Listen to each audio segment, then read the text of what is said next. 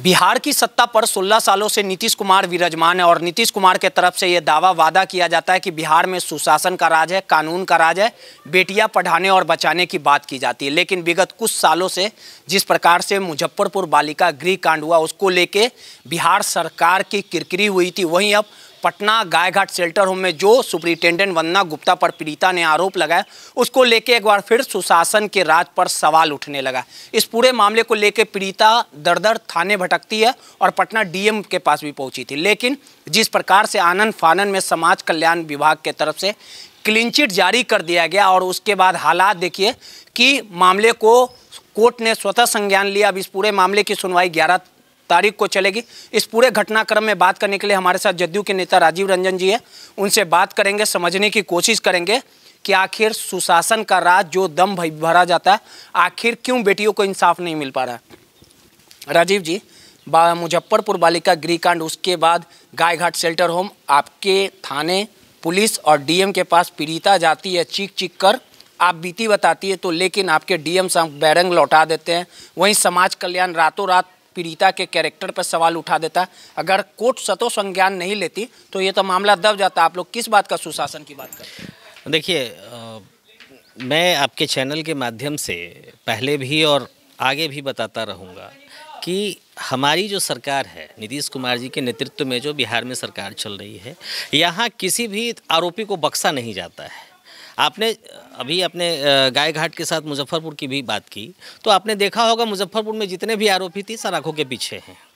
तो यहाँ भी अगर कहीं से भी कोई दोषी पाया जाता है तो उसको सरकार बख्शने की स्थिति में नहीं।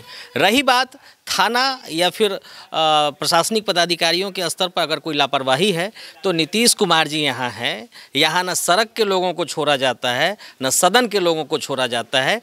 इसके बहुत सारे प्रमाण हैं कि हमारे यहाँ अगर कोई भी गड़बड़ी करता है, कोई भी अगर नियम संगत काम नहीं करता है तो उसके ऊपर कार्रवाई स्वाभाविक है। तो बचाना किसे कहते हैं? थाना गई, एफआईआर नहीं दर्ज किया गया, गांधी मैदान, फिर महिला थाना, उसके बाद डीएम कार्यालय और रातों रात आनन फानन में समाज कल्याण विभाग के तरफ से क्लीन चिट दे दिया गया पटना शेल्टर होम। इसे बचाना नहीं कहेंगे तो क्या कहेंगे? देखिए, अब इसे बचाना कहेंगे या नहीं कहेंगे ये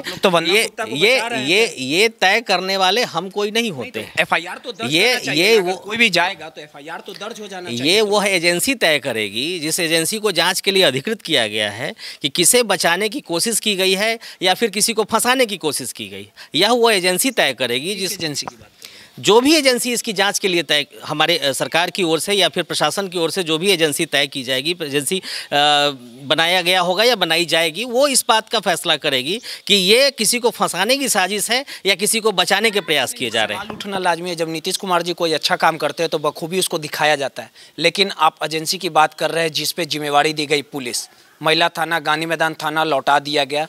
दूसरा, डीएम साहब के पास गया, डीएम साहब भी मिले नहीं, रातों रात समाज कल्याण विभाग का लेटर आ जाता है। तो इसे बचाना रोहित जी, डीएम, थाना या प्रशासन, ये बिहार सरकार के टीम का लास्ट सेक्शन नहीं है। थाना और प्रशासन के ऊपर भी चीज़ें हैं। अगर किसी भी परिस्थिति में किसी आरोपी को बचाने का प्रयास किया जा रहा होगा तो सरकार बिल्कुल इस पर संजीदा है। अगर कहीं भी किसी को बचाने के प्रयास किए जा रहे होंगे, कहीं से भी ऐसी भनक अगर लगती है तो निश्चित रूप से उसको संज्ञान नहीं लेते तो मामला तो दब गया था, पूरा खत्म हो गया था मामला। नहीं, मामला कोर्ट ने संज्ञान लिया। अब हालात देखिए, पहली पीड़िता बोली तो क्लीन चिट देने का काम किया गया शेल्टर होम, अब तक कल दूसरी पीड़िता भी जाके आवेदन दी। तो जरूर कुछ दाल में काला है। अगर बचाने की मंशा नहीं होती, वाकई में सुशासन का राज होता तो पीड़िता दौड़ती नहीं, एफआईआर दर्ज होता। अगर पीड़िता झूठ बोल रही होती तो मामले का इन्वेस्टिगेशन किया जाता, एसआईटी टीम का गठन होता। कुछ तो हुआ ही नहीं। बिल्कुल आपकी बातों से सहमत हूँ, लेकिन थाना या जो छोटी मोटी एजेंसियां हैं, जो थाना है या फिर और भी कोई कहीं वो गया अपने आरोप को लेकर के, अगर उसको नहीं इंटरटेन किया गया तो इसका ये मतलब नहीं है कि उसको न्याय नहीं मिलेगा। कहीं ना कहीं अगर किसी ने भी उसको बचाने के प्रयास किए हैं तो ये मामला जब तक उच्चाधिकारियों से निकलकर राजनेताओं के पास पहुंचा, मान लीजिए अब माननीय मुख्यमंत्री जी के पास ये मामला पहुंचा है, तो अब मुझे नहीं लगता है कि इसमें किसी को बचाने के प्रयास देर नहीं हो गई। देखिए, देर ये कहना थोड़ा सा सही नहीं होगा कि देर हो गई, क्योंकि चीज़ें जब बाज़ार में आती हैं, मार्केट में कोई नई चीज़ आती है तो उसको लोगों तक पहुंचते पहुंचते थोड़ा मान थोड़ी ना बेटियों की बात हो मैं न्यूज़ की बात कर रहा हूँ। कोई भी न्यूज़ नहीं है ये न्यूज हो सकता है, लेकिन जिस दम पे नीतीश कुमार दम भरते थे कि महिलाओं ने कहा शराबबंदी तो हमने शराबबंदी कर दिया, यहाँ तो एक मैं इस बात से कहाँ मुकर रहा हूँ। कोई समाचार अगर जब तक अगर किसी ने निचले कतार के किसी पदाधिकारी ने अगर कहीं कोई गड़बड़ी करने के प्रयास किए हैं तो उसको तो कहीं ना कहीं हमारी जो सरकार है उसके प्रति संजीदा है। आपने पहले भी देखा है, पहले भी आपने कई मामलों में ऐसा देखा है कि थाने की तरफ से लापरवाही हुई है, लेकिन सरकार ने स्वतः संज्ञान लिया है। तो यहाँ कोर्ट के माध्यम से ही सही सरकार के संज्ञान में बातें आई हैं, और आप देखेंगे 2 दिन 4 दिन के अंदर में जो भी आरोपी होंगे वो सलाखों के पीछे भी रहे हैं। कोई भी जी, मैंने पहले भी कहा, इसके तो उदाहरण है हमारी सरकार में, लेकिन थोड़ा सा लापरवाही बढ़ता नहीं। मैं इससे इनकार नहीं करता हूं कि अगर मैंने पहले भी कहा और अब फिर कह रहा हूं आपसे, अगर किसी ने भी लापरवाही की है इन मामलों में, चूंकि हमारी सरकार बेटियों के भविष्य के लिए अलग अलग तरह की योजनाएं बनाती है, बेटी पढ़ाओ बेटी।